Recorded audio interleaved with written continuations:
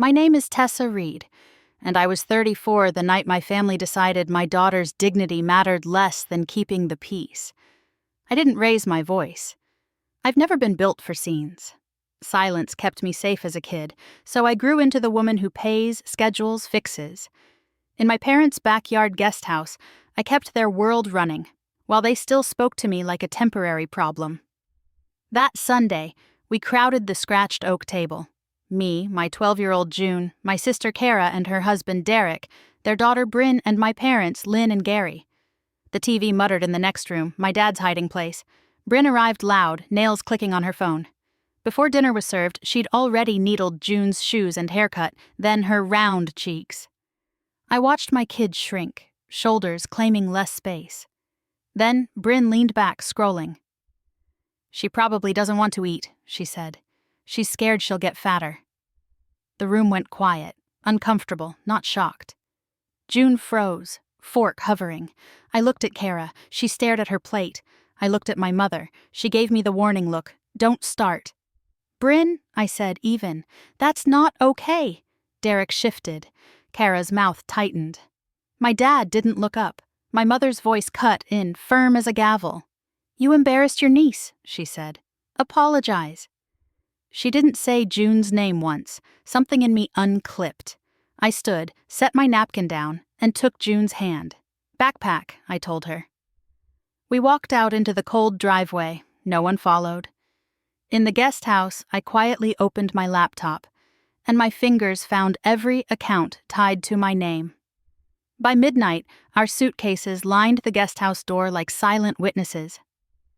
June sat on the bed with her knees to her chest, clutching her sketchbook, watching me move with a steadiness that scared me more than tears. I didn't pack everything, just what mattered: birth certificates, school papers, the photo of June and me at the pier, the little jar where I kept spare cash for field trips. I left the rest because I was done hauling other people's comfort on my back. At the kitchen counter, I logged into one account after another. Phone plan, removed. Electric, transferred. Streaming, insurance. The registration on Kara's SUV I'd kept temporarily for 3 years. Ended. The clicks felt almost holy. Outside, the main house windows glowed warm and indifferent.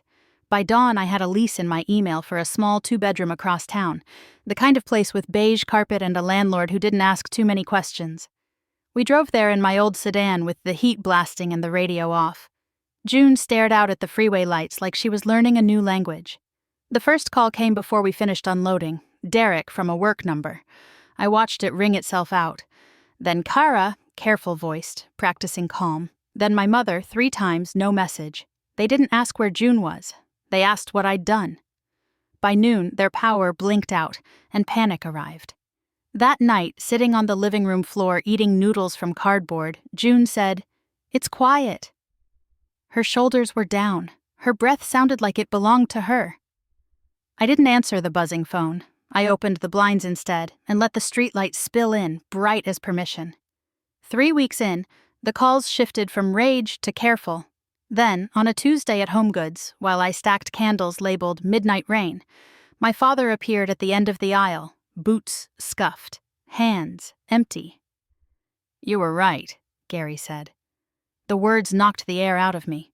He didn't try to bargain. He said June didn't deserve it, and neither did I. He admitted he'd let my mother's warning looks do his speaking for years. Before he left, he slid a folded paper across the shelf. It was June's drawing, 2 stick figures under a bright blue roof. And on the back, in her neat pencil, "Mom and me, safe." "She left it," he murmured. "I thought you should have it." That night, June asked for the old park swings. "Not for them," she said, already climbing. "Just the swings." While she pumped higher, she told me Bryn used to push her when they were small, before the comments turned sharp. "I stopped trying to be liked," she said, and I felt the shame land cleanly. My silence hadn't protected her. 2 days later, Kara's letter arrived. No excuses, just, "I chose comfort. I failed June. I'm getting Bryn help." A week after that, a photo. Bryn holding up a sign that read, "First session done." eyes swollen, mouth serious. My mother tried one last time, whispering into voicemail, but I let it fade unanswered. I didn't go back. I signed the title transfer, updated addresses, and let their house become their problem again. In our beige carpet apartment, June filled her sketchbook with blue roofs and wide windows, and my chest finally unclenched.